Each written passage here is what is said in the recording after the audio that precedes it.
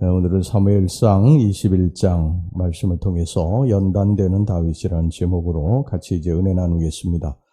사울이 자신을 죽이려고 한다는 사실을 확실히 안 다윗은 요나단과 눈물의 작별을 하고 이제 정처 없는 도피 생활을 시작하게 되었습니다. 그리고 제일 먼저 도착한 곳이 어디냐면 대제사장인 아히멜렉의 집입니다.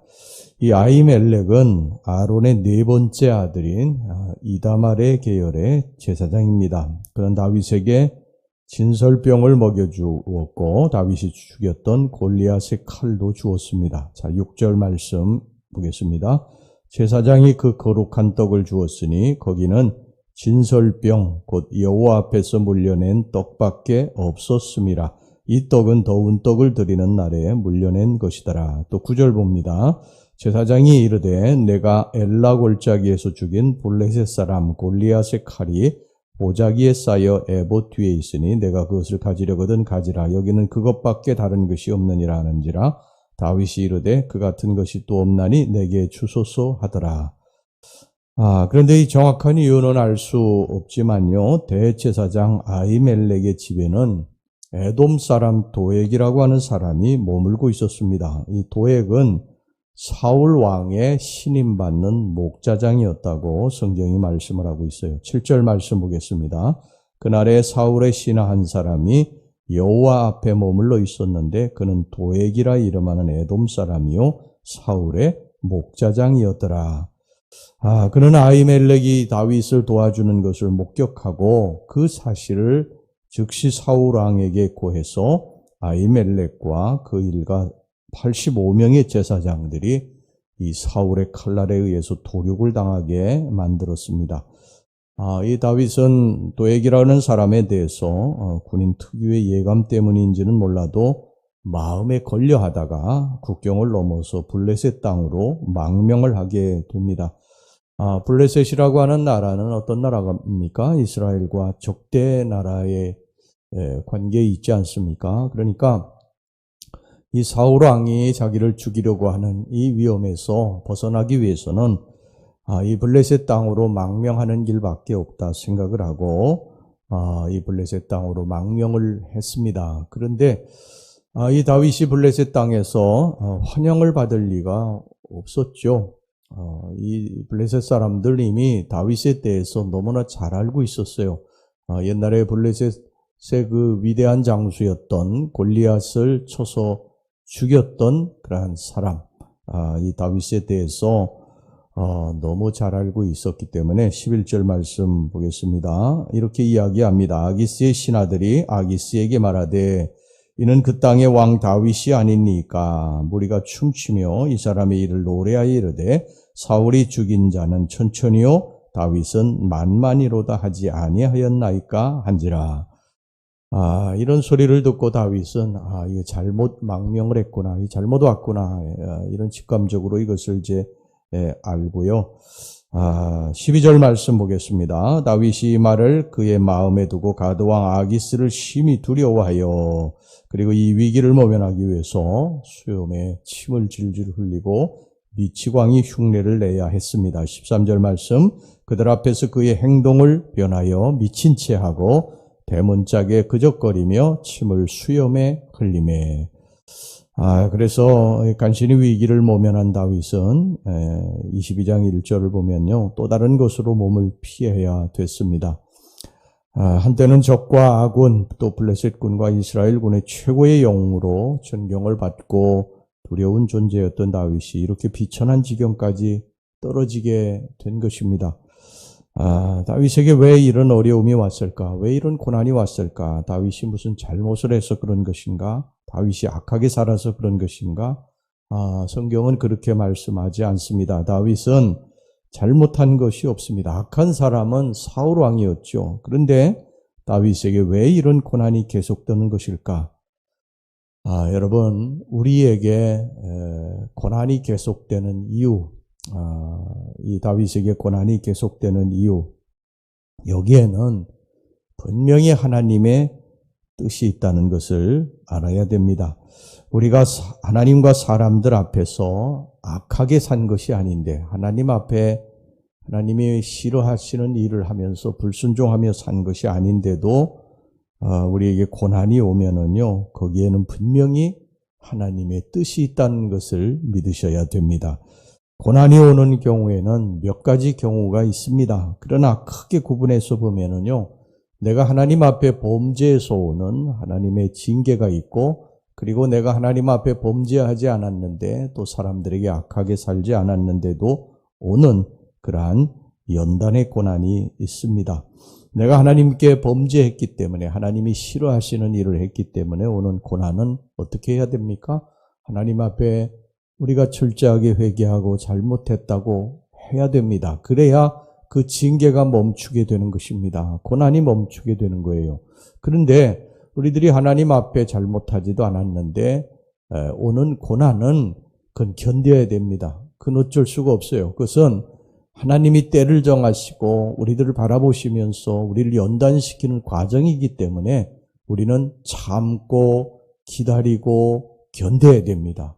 이때 이제 필요한 게 뭡니까? 믿음이지요. 하나님을 믿어야 됩니다. 하나님이 나를 사랑하심을 믿고 하나님이 나를 지금 연단하시는 과정이라고 하는 것을 믿고 참고 견뎌야 됩니다. 그렇지 않으면 원망하고 불평하게 되는 것이죠. 그리고 낙심하고 절망하고 그리고 나도 모르게 하나님을 점점 더 떠나게 되고 하나님 앞에 우리가 잘못을 저지르게 될 수가 있습니다. 여러분 성경에 보면 이 고난의 대표적인 사람이 욥이죠. 욥의 고난은 하나님 앞에 그가 범죄했기 때문에 온 그러한 고난이 아닙니다. 그의 친구들이 찾아와서 욥을 내가 하나님 앞에 범죄해서 이런 고난이 왔다고 그렇게 정죄할 때 하나님이 너희들이 틀렸다고 그렇게 말씀하셨어요. 욥의 고난에는 분명히 하나님의 뜻이 있었던 것입니다. 이 사탄과의 내기를 통해서 욥을 시험하시고 연단시켜서 더 큰 축복을 주시기 위함이었습니다.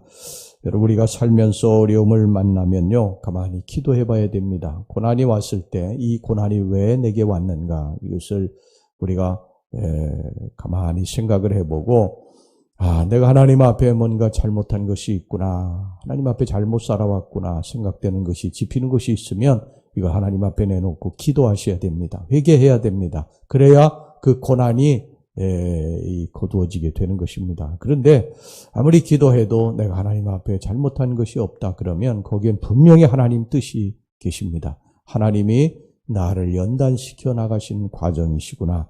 여러분 그렇게 생각하시고 여기서 믿음을 가지시고 주님 살아계심을 믿고 주님이 나를 사랑하심을 믿고 주님이 나를 결국 회복시켜 주실 것을 믿고 참고 견디고 주님 앞에 더 기도하며 바짝 다가가야 될 줄로 믿습니다.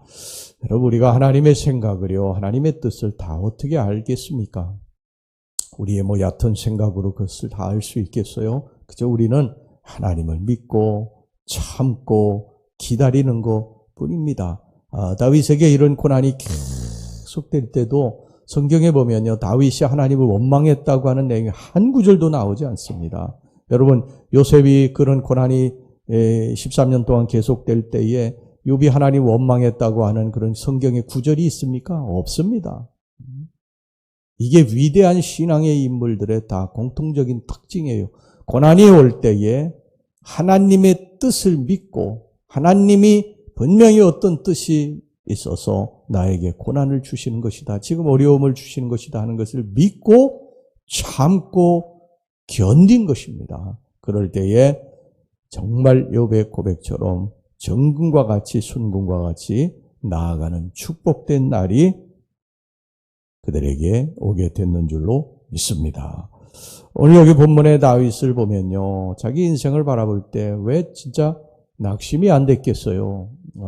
자기는 사울왕에게 잘못한 것이 하나도 없는데 사울왕은 계속해서 자기를 죽이려고 그냥 달려들고 있고요. 수천 명, 수만 명을 동원해가지고 광야에서 이잡듯이 자기를 찾아서 죽이려고 하고 있고 사울을 죽일 수 있는 기회가 몇 번 있었잖아요. 그런데도 사울왕을 살려주었는데 그냥 사울은 미친 사람처럼 그렇게 자기를 죽이려고 달려들고 있고 결국에 가서는 그 이스라엘 유대 땅에 거할 수 없어서 블레셋의 망명까지 했는데 거기서도 위험을 만나게 되고 미친 척을 해야 되고 여러분 성한 사람이 막 침을 질질 흘리고 미친 척을 하는 자기 자신의 모습을 보면서 다윗이 정말 얼마나 낙심이 됐겠어요. 왜 하나님은 나에게 이런 어려움을 주시는 것이? 근데 하나님 앞에 뭐 잘못한 것도 없는데 내가 사람들에게 잘못한 것도 없는데 왜 이런 어려움이 오는 것일까 하고 얼마나 자기 자신을 보면서 낙심이 됐겠어요. 그런데 다윗은 성경에 한 구절도 하나님 원망했다고 하는 구절이 없어요. 하나님을 믿었기 때문인 것입니다. 하나님을 믿는 백성들은 이래야 됩니다. 할렐루야. 하나님이 나를 사랑하심을 믿어야 됩니다. 어려움 가운데서도 우리가 견뎌야 되는 이유는 딱 한 가지예요. 하나님이 나를 사랑하신다. 하나님이 내 편이시다. 그러면 됩니다. 여러분 나중에요. 이 다윗이 이 고난의 때 정말 한 10년의 기간에 이 환난의 때를 기억을 하면서 이렇게 고백을 하고 있어요. 시편 34편 6절 말씀. 이 곤고한 자가 부르짖음에 여호와께서 들으시고 그 모든 환난에서 구원하셨도다. 의인은 고난이 많으나 여호와께서 그 모든 고난에서 건지시는도다. 여러분 고난이 오면 힘이 들고 어렵지만 그 고난을 통해서 우리는 더 강하게 하나님 앞에 쓰임받는 그러한 축복의 도구가 될 줄로 믿습니다.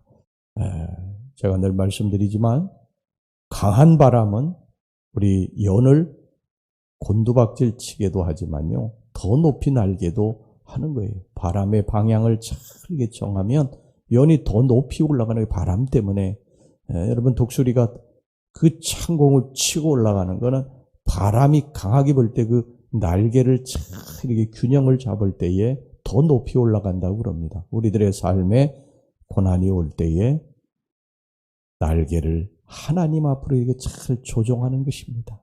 그리고 내가 버릴 것을 버리고 끊을 것을 끊고 하나님 앞에서 좀 더 연단되어져서 하나님이 나를 쓰실 날을 바라보고 믿음으로 견디게 되면 반드시 정금같이 순금같이 나아가게 될 날이 있게 될 줄로 믿습니다. 그러면 오히려 이 연단의 때에 내가 하나님을 원망할 것이 아니라 하나님이 이 다음에 쓰실 것을 우리가 생각하면서 하나님 감사합니다. 하나님 저를 지금 연단시켜 나가시는 과정이시군요. 하나님 잘 견디고 믿음으로 견디고 하나님만 바라보고 기도하게 하소서. 그러면서 하나님을 더 붙들게 되면 하나님이 그를 나중에 반드시 크게 사용하실 줄로 믿습니다. 합력해서 선을 이루어 주실 줄로 믿습니다. 기도합시다. 하나님 아버지, 우리에게 고난이 올 때 이 고난이 내게 왜 왔는가 살펴서 하나님 앞에 잘못한 것이 있으면 철저하게 회개하게 하시고 그리고 내가 하나님 앞에 사람들 앞에 악하게 산 것 아닌데 고난이 오면 여기에 분명히 하나님의 뜻과 섭리가 계시다고 믿고 이 고난 속에서 오히려 하나님을 바라보고 더 하나님을 의지하고 하나님을 붙들고 살게 하여 주시어서 우리가 앞으로 하나님의 축복 가운데 든든히 서게 될 날을 믿음으로 바라보면서 하나님 앞에 더 의지하고 붙들고 나아가게 해 주시옵소서. 예수님 이름으로 기도하옵나이다. 아멘.